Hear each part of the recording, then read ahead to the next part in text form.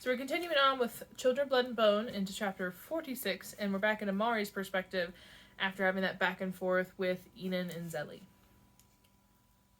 There was a room in the palace that Father disappeared into. Every day, always at noon, he would rise from his throne and walk through the main hall, Admiral Abeli on one side, Commander Kia on the other.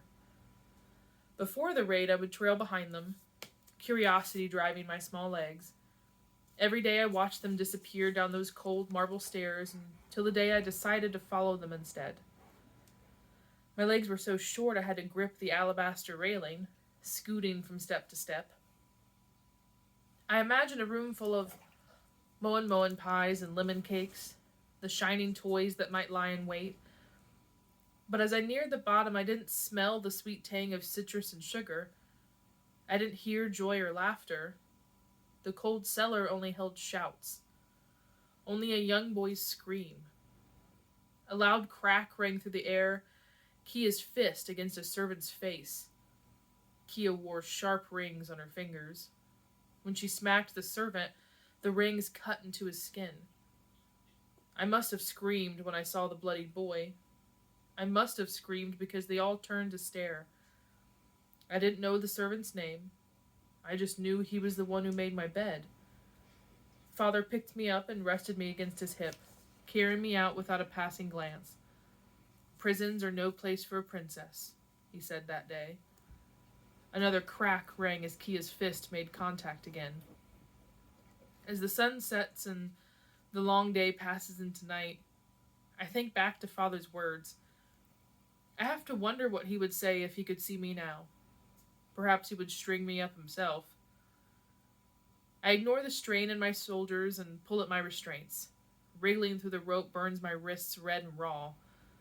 After dragging the rope back and forth across a jagged piece of bark all day, the fibers are fraying. But I need to wear it down further to break free. Skies, I sigh as sweat gathers above my lips. For the 10th time, I search the tent for something sharper. Yet the only thing in here besides Tzain is dirt. The one time I got a glimpse of the outside was when Falake entered to bring us water. Behind the tent flap, I caught Kwame glowering. The bone dagger still sat in his hand. A shudder runs through me and I close my eyes, forcing a deep breath. I can't get the image of the dagger pressed against Tzain's neck out of my head. If it weren't for the faint whistle of his breathing, I wouldn't be sure he was still alive. Falake cleaned and bandaged his wound, but he's yet to do so much as stir. I need to get him out of here before they come back. I need to find a way to save him, the dagger and the scroll. A full night has already passed. We only have 5 days left until the centennial solstice. The tent flap swings open and I pause my movements. Zoo has finally returned. Today she sports a black caftan, sweet with the green and yellow beads stitched into its hem. Instead of the militant child who entered last night, she looks more like the young girl she is. Who are you? I ask. What is it you want? She barely spares me a glance. Instead, she kneels by Tzain's side. Please. My heartbeat quickens in my chest. He's innocent. Don't hurt him. Zoo closes her eyes and lays her small hands over the bandages on Tzain's head. My breath hitches when a soft orange light radiates from her palm. Though weak at first, it glows brighter and brighter, creating a warmth that fills the tent. The light from her hands grows until it encompasses all of Tzain's head. Magic. The same awe that struck when light escaped Binta's hands hits me now. Like Binta, Zoo's magic is beautiful. So different from the horrors of what Father taught me to believe. But how is she doing this? How has her magic come so far so fast? She must have been a baby when the raid occurred. Where did she learn the incantation she's whispering now? What are you doing to him? Zoo doesn't answer, teeth clenched in a grimace. Beads of sweat form at her temple. The slightest quiver rocks her hand. A light fills Tzain's skin as his visible cuts shrink into nothingness. The black and purple bruises fade completely. restoring him to the handsome boy who's fought by my side. Oh, thank the skies. My body relaxes as Tazane grunts, the first sound he's made since we were abducted. Though he remains unconscious, he stirs slightly against his rope. You're a healer? I ask. Zu glances at me, though it's like she doesn't see me at all. She focuses on the scratches on my skin like she's searching for more things she can fix. It's as if her need to heal isn't only in her magic, it's in her heart. Please, I try once more. We're not your enemy. Yet you have our scroll. Our? I focus on the word. It can't be a coincidence that she, Kwame, and Fulake are all magi. There must be more outside this tent. We weren't alone. The girl Kwame couldn't apprehend was a magi, a powerful reaper. We've been to Chendomble, as Centauro revealed the secrets of that scroll. You're lying. Zu crosses her arms. A Poseidon like you would never meet a Centauro. Who are you really? Where's the rest of the army? I'm telling you the truth. My shoulders slump. Just like I told Kwame. If neither of you will believe me, there's nothing I can do. Zu sighs and removes the scroll from inside her caftan. As she unravels it, her hard exterior drops. A wave of sadness settles in. The last time I saw this, I was cowering under a fishing boat. I was forced to sit and watch as royal guards cut my sister down. Skies. Zu has the same eastern drawl in her voice. She must have been in worry when Kia recovered the scroll. Kia thought that she killed all the new magi, but Zu, Kwame, and Fulake must have found a way to survive. I'm so sorry, I whisper. I cannot imagine what that must have been like. Zu stays silent for a long moment. A weariness weighs her down that makes her seem so much older than her young years. I was a baby when the raid happened. I don't even remember what my parents looked like. All I remember was feeling afraid. Zu bends down, yanking the wild grass at her feet until the roots rip from the ground. I always wondered what it would be like to live with the memories of something so horrible. I don't have to imagine what that's like anymore. Binta's face breaks into my mind. Her bright smile, her dazzling lights. For a moment, the memory shines in all its old glory. Then it turns red, drowning in her blood. You're a noble. Zu rises and walks toward me, a new fire alight in her eyes. I can practically smell it on you. I won't let your monarchy take us down. I'm on your side. I shake my head. Release me and I can prove that to you. The scroll can do more than give magic back to those who touch it. It has a ritual that will bring magic back throughout the land. I can see why Kwame has his guard up. Zu steps away. He thinks you've been sent to infiltrate us. With such clever lies. I think he could be right. Zu, please. Kwame. Her voice cracks. She clutches the neckline of her caftan as he enters. He runs his fingers over the blade of the bone dagger, threat evident on his face. Is it time? Zu's chin quivers as she nods. She squeezes her eyes shut. I'm sorry, she whispers, but we have to protect ourselves. Go, Kwame instructs her. You don't need to see this. Zu rubs her tears and backs out of the tent. Spare me one last look. When she's gone, Kwame steps into my line of vision. I hope you're ready to tell the truth. Zelly! I shout her name, though I doubt she'll answer my call.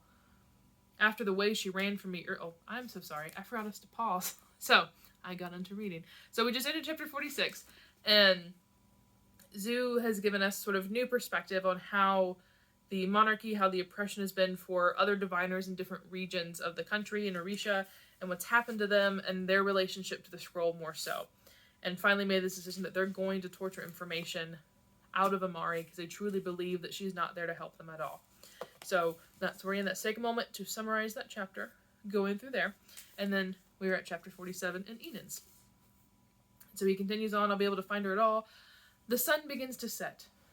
disappearing behind hills on the horizon. Twisting shadows stretch around me as I lean against a tree to rest. Zelly, please, I call between pants, gripping the bark when an ache cuts through my core. Since our argument, my magic scolds with a vengeance. Just breathing causes sharp spasms through my chest. Zelly, I'm sorry. But as the apology echoes through the forest, the words feel hollow. I don't know what I'm sorry for. Not understanding or for being father's son. Any apology seems insurmountable against everything he's already done. A new Orisha, I mutter. Now that I say it aloud, it sounds even more ludicrous. How am I supposed to fix anything when I'm inextricably linked to the problem? Skies. Zelly's done more than mess with my head. Her very presence unravels everything I've been led to think. Everything I know I need. Night falls upon us and we still don't have a plan. Without her animations, we'll lose everything to these masks. Our siblings, the scroll. A stinging pain stabs my abdomen. I keel over, gripping the trunk for support. Like a wild weaponaire, my magic claws its way to the surface. Mama! I close my eyes. My mind echoes with Zelly's shrieks. Bitter cries no child should ever make. Trauma she should never have witnessed. For magic to disappear for good, every magi had to die. As long as they tasted that power, they would never stop fighting to bring it back. Father's face enters my mind, voice steady, eyes blank. I believed him. Despite the fear I felt, I admired his unwavering strength. Could you be any louder? My eyes snap open. For some reason, my magic calms in Zelly's presence. With you wailing like that, I'm surprised the fighters haven't taken you as well. Zelly steps forward, further calming my magic.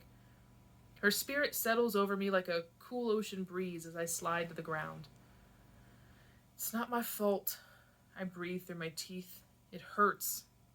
It wouldn't hurt if you embraced it. Your magic attacks you because you fight it back. Her face stays hard, but I'm surprised at the hint of pity in her tone.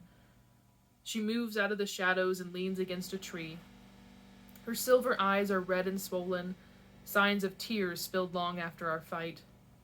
Suddenly, reliving the pain of her past doesn't feel like punishment enough. I suffer for moments. The poor girl suffered her entire life. Does this mean you'll fight with me? I ask. Zelly crosses her arms. I don't have a choice. Tizane and Amari are still trapped. I can't get them out on my own. But what about the animations? Zelly pulls a glowing orb from her pack. Instantly, Kia's old conversation plays in my head. With the way oranges and reds pulse beneath the crystal exterior, this object can only be the sunstone. If they're after the scroll, they'll want this too. You've had that the whole time.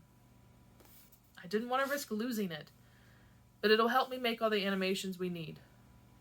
I nod. For once, her plan is sound.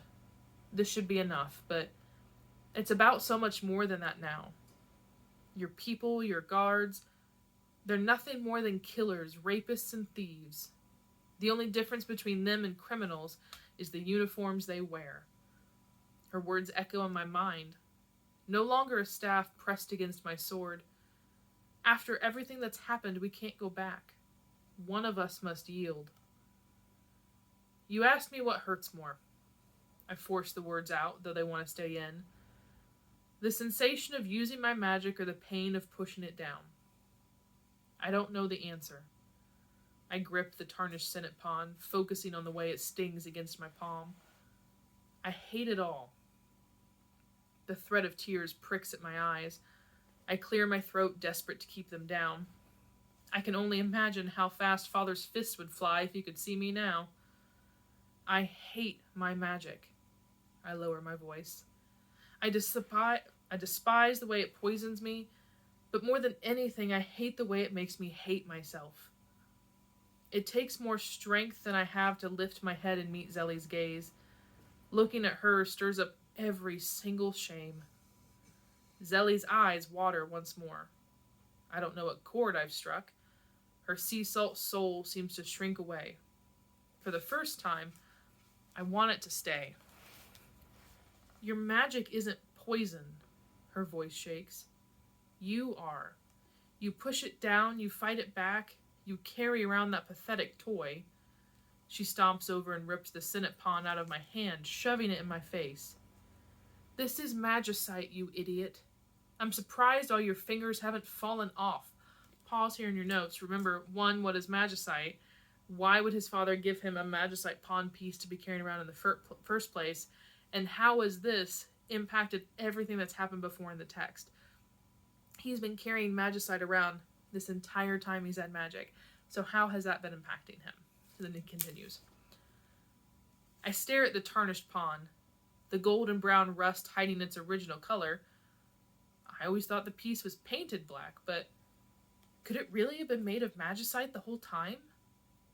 I take it from her hands, holding it gently, feeling the way it pricks my skin. All this time I thought I was just squeezing it too tight. Of course. I almost laugh at the irony. The realization brings me back to the moment I got it, the day Father gifted it to me. Before the raid, we played Senate every week, an hour where Father became more than a king. Every piece and move was a lesson, wisdom for the day I would lead. But after the raid, there was no time for games. No time for me. One day I made the mistake of carrying the game into the throne room, and Father threw the pieces in my face. Leave it, he barked when I bent down to pick them up. Servants clean, kings don't. This pawn was the only piece I managed to salvage. Shame ripples through me as I stare at the tarnished metal. The only gift he's ever given me, and at its core, is hate. This belonged to my father.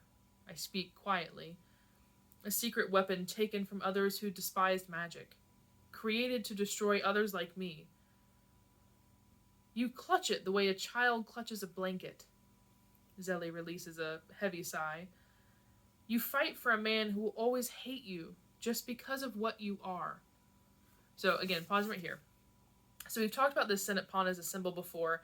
What did this piece, this game piece, symbolize prior to this chapter? What was it a symbol for Enon? Why was it important? What's the new symbolic meaning for this piece now that we really know what truly it is made of here?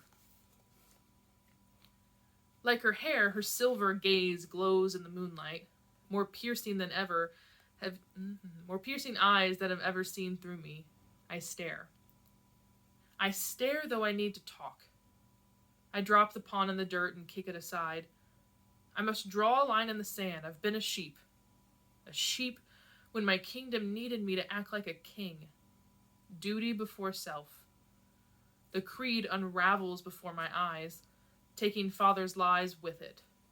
Magic may be dangerous, but the sins of eradicating it have made the monarchy no better. I know you can't trust me, but give me this chance to prove myself. I'll get us into that camp. I'll bring your brother back. Zelly bites her lip. And when we find the scroll, I hesitate. Father's face flashes in my mind. If we don't stop magic, all of Orisha will burn. But the only fires I've seen have been by his hand. His and mine. I've given him half a lifetime. I can't abide by any more of his lies. It's yours, I decide. Whatever you and Amari are trying to do, I won't stand in your way. I hold out my hand and she stares at it. I don't know if my words are enough, but after a long moment, she places her palm in mine. A strange warmth fills me at her touch. To my surprise, her hands are calloused, perhaps toughened from using her staff. When we let go, we avoid each other's eyes, instead staring into the night sky. So we're doing this, she asks.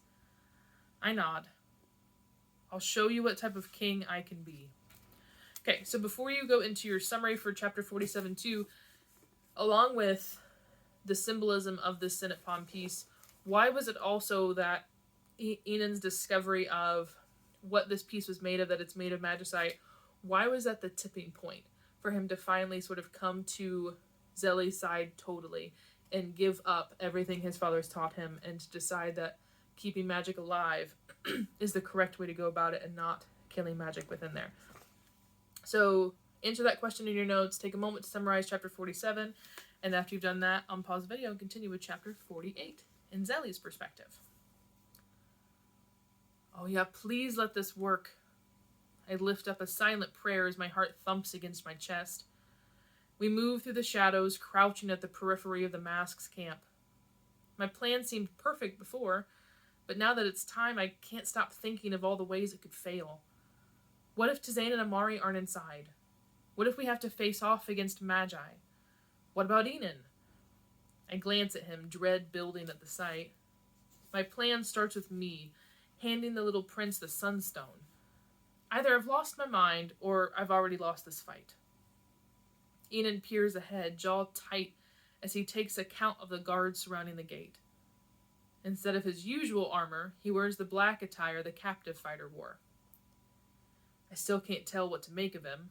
Of all the things he made me feel, watching his misguided hate brought me back, wrapping me in the darkest days after the raid. I despised magic. I blamed Mama. I cursed the gods for making us this way. A lump forms in my throat as I try to forget that old pain. I can still feel the shadow of the lie inside, pushing me to hate my blood, rip out my white hair. It almost ate me alive. The self-hatred spun from Saren's lies, but he already took Mama. I couldn't let him take the truth too.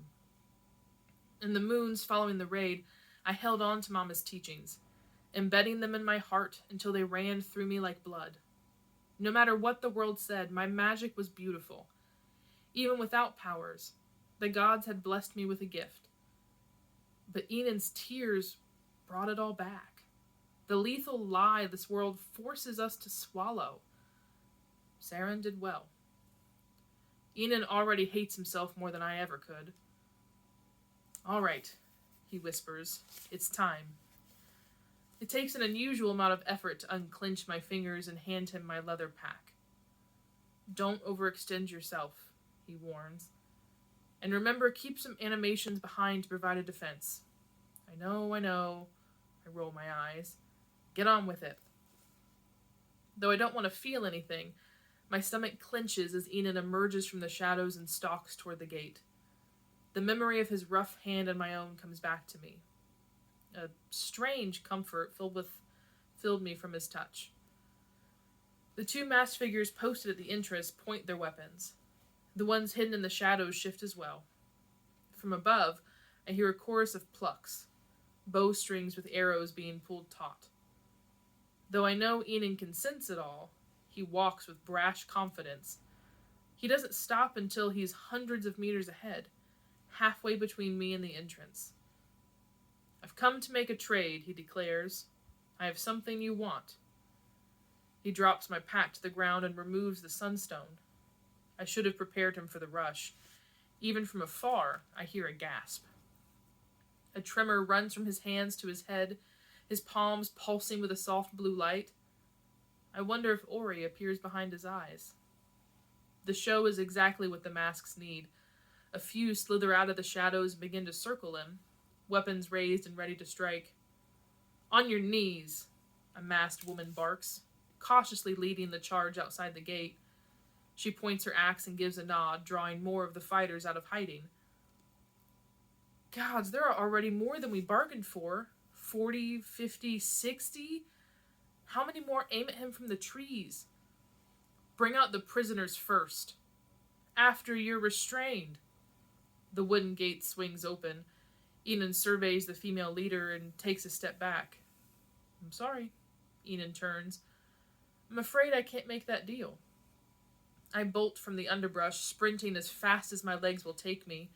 Enon hurls the sunstones like an Agban ball, thrusting with all his might. It sails through the air with impressive speed. I have to leap to catch it. I clutch it to my chest and somersault as I hit the ground. Ugh! I wheeze as the sunstone fills me, an intoxicating rush I'm beginning to crave. Heat explodes under my skin as its power surges, igniting all the Ch in my blood. Behind my eyes, a different glimpse of Oya plays. Red silks luminescent against her black skin. Wind swirls her skirts and twists in her hair, making the beads dance around her face. A white light radiates from her palms as she reaches out her hand. I can't feel my body, yet I feel myself reaching back. In one fleeting moment, our fingers brush. The world rumbles to life. Get her! Someone cries beyond me, but I can't truly hear it. Magic roars from my blood, amplifying spirits far and wide. They call to me. Rising like a tsunami wave, their thrum overpowers the sounds of the living. Like tides pulled by the moon, the souls crash into me. I thrust my hand into the earth. A deep fracture ripples through it at my touch. The group beneath us groans as an army of the dead rises from the dirt. They swirl out of the ground, a hurricane of twigs and rocks and soil. Their bodies harden with the silver glow of my magic. I unleash the storm. Attack! Okay, so we just ended chapter 48. And again, from Zelly's perspective, so take a few moments, summarize it, and again, focusing on this newly developed, newly changed relationship between Enon and Zelly within there. So chapter 49, we're back into Amari's perspective, where we kind of left off on a cliffhanger last time. A sharp crack rings through the air. I reel as Kwame's fist crashes into Tizane's jaw. Tizane's head lolls to the side, a mess of reds and blacks and bruises. Stop it! I scream, tears spilling down my cheeks. Fresh blood drips into Tizane's eyes, undoing all of Zu's healing. Kwame pivots and grabs my chin. Who else knows you're here? Where are the rest of the soldiers? Despite everything, his voice is strained, almost heavy with desperation. It's like this is hurting him as much as it's hurting me. There are no soldiers. Go find the Magi we're traveling with. She'll confirm that everything I said is true. Kwame closes his eyes and breathes deeply. He stays so still, a shudder runs through me. When they came to Wari, they looked like you. He pulls the bone dagger from his waist. They sounded like you. Kwame, please. He thrusts the dagger into Tizane's leg. I don't know who yells louder, me or him. If you're angry, hurt me. I thrash against the tree, pulling uselessly at my restraints. If only he would cut me instead, hit me, punch me, like a battering ram to my heart. Benta forces herself into my mind. She too suffered. She suffered in my place. Kwame stabs Tizane's thigh again, and I cry out once more, my vision blurring with new tears. He withdraws the dagger with a shaking hand. His tremor intensifies as he moves the blade up to Tizane's chest. This is your last chance. We are not your enemy, I rush out. The guards in Wari killed the people we loved too. Lies. Kwame's voice chokes up. He steadies his hand and pulls back the blade. Those guards are your people. They're the ones you love. The tent flaps open. Folake rushes in, almost flinging herself into Kwame. We're under attack. Kwame's face falls. Her guards? I don't know. I think they have a Magi. Kwame pushes the bone dagger into Falake's hand and rushes out. Kwame, stay here, he calls back. Falake pivots and takes us in. My tears, the blood gushing from Tizane's leg. She covers her mouth, then drops the dagger in the dirt and flees from the tent. Tizane? I ask. He clenches his teeth and presses against the tree root. The bloodstain spreads on his pant legs. He blinks slowly through his eyes are swollen shut. Are you okay? The most painful tears yet prick at my eyes. Beaten, stabbed, yet still, he asks about me. We have to get out of here. I pull against the ropes binding my wrists with a new fervor. There's a snapping sound as the bonds begin to fray. The rope rips at my skin, but my chest fills with a different kind of pain. It's like all those days back at the palace, back when my bonds were golden chains. I should have fought them the way I fight now. If I had only done more, Binta would still be safe. I clenched my teeth, digging my heels into the dirt. With a grunt, I braced my heel against the bark and leveraged my whole body to pull free. Amari, Zane's voice is weaker now. He's lost so much blood. Bark cuts into the soles of my feet, but I press even harder to pull at the ropes. Strike, Amari. My father's voice rings in my head, but it's not his strength I need. Be brave, Amari. Binta soothes instead. Be the lionaire. Ugh! I scream against the pain. It almost sounds like a roar. Folake's voice rings from outside, the tent flaps open.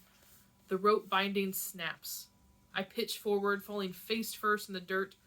Folake dives for the bone dagger. I scramble to my feet and lunge at her. Ah! She grunts as I tackle her head first, knocking her to the ground. She grabs the bone dagger, but I jab her in the throat. While she chokes, I drive my elbow into her gut.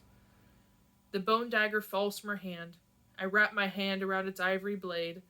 Its touch fills me with a chill, a strange and violent power. Strike, Amari. Father's face returns, hard, unforgiving. This is what I warned you about. If we don't fight, these maggots will be our end. But staring at Folake, I see the pain in Kwame's eyes, the fear that weighed down Zu's small shoulders, all the grief that lies in Father's wake, the lives he's already taken away. I cannot be like Father. The Magi are not my enemy. I drop the dagger and pull my fist back, twisting from my hips as my fist collides with her jaw. Her head snaps with a lurch. Her eyes roll before she blacks out. I leap off her and grab the dagger, slicing through the ropes binding to Zane's wrist. The cord barely hit the ground before I start tying them around his thigh. Go. Zane urges me on, but his arms are weak. There's not enough time. Hush. His skin is clammy to the touch. When I tie the ropes tight, the blood flow slows, but he can hardly keep his eyes open. This might not be enough. I peek outside the tent. Unmasked figures run in every direction, creating the cover of chaos. Though the boundaries of the camp aren't visible, we can at least follow the surge of people. All right. I break a branch off a tree and duck back into the tent. Placing the makeshift cane into Zane's right hand, I sling his other arm around my shoulder, locking my knees to stop myself from buckling under the weight. Amari, no. Zane grimaces, breaths rapid and shallow. Be quiet, I snap. I'm not leaving you behind. With me for leverage and the cane for balance, Zane takes his first labored step on his good leg. We make our way to the tent's entrance before taking our last moment of rest. We're not dying here, I say. I won't allow it. Okay, so take a moment, summarize chapter 49, pause the video, and then once you finish chapter 49 summary, then come back to the next video for chapter 50.